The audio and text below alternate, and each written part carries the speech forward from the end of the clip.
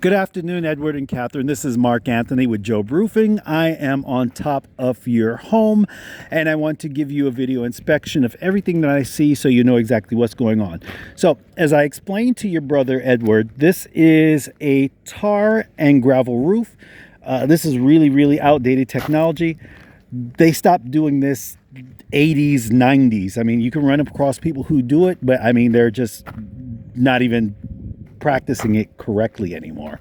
So just so you know what's going on, what happens is the tar starts to fall apart and it creates like an alligator pattern on the skin, called alligatoring, and it starts to allow water to break through the tar and get into the house. Now the idea was this rock was supposed to prevent the tar from breaking down, but the rock ends up holding water, and also rock is not a material that repels heat. It's actually a material that absorbs heat, so it pushes it into the house and makes the house incredibly hot.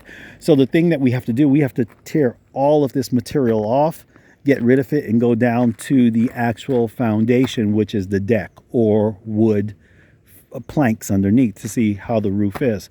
Once we're done with that, then we can put the new material back on top of it. Now these skylights are very old, but they're fantastic. I love these skylights. As you can see, when you look at the base of them, you think, oh well, this could be a problem right here. Well, no, they're built up on like a box, so no water is going to go in. We'll just make sure that they're sealed up very well so that there's no problems with them. That goes along for this one, as well as the large one. Now this is the one that's leaking, so we'll make sure that we pay a little bit extra care to them. These right here are called dormer vents. Why would they put dormer vents on a flat roof? I have no idea, because if you look at the base of them, the water just can roll right inside of them. Roofing that's flat, you normally don't put any kind of venting on it. You just put something on top of it that will repel heat. And what we will use is a roofing material that falls under the Title 24 Code of California, which means that it has to be energy efficient. Going down, I'm not going to be able to get to this side because it's broken off into two separate sections, but you can see it's the same exact roof, same exact technology. Right along the edge, it's starting to fall apart there and there. And I'll go down so that I can meet Edward down here and I can talk about the process that we'll do down here as well.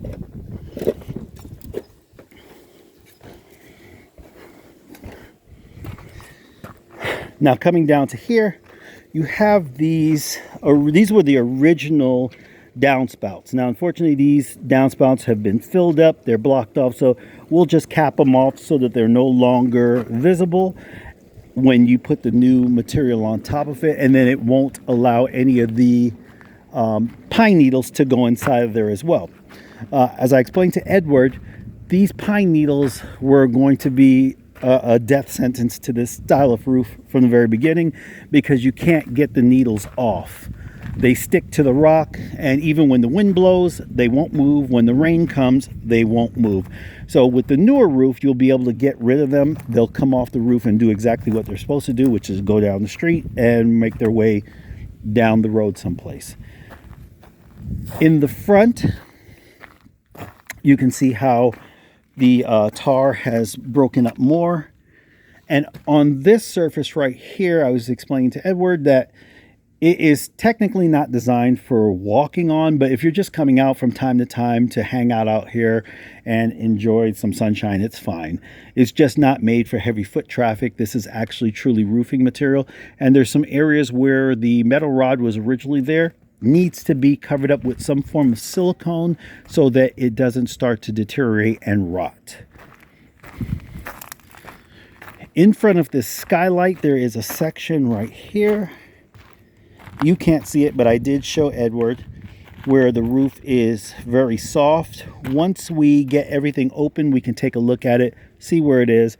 If there's a problem that we need to put some more wood sheeting underneath it to firm it up, we'll do that for you. Okay, so that's pretty much your roof. And I explained to Edward that gutters are usually over exits and entrances only. The reason why these gutters are here were originally to catch the rocks so they don't go into the pool. But with the newer roof, it's pretty much going to be the same exact thing to keep debris from going into the pool.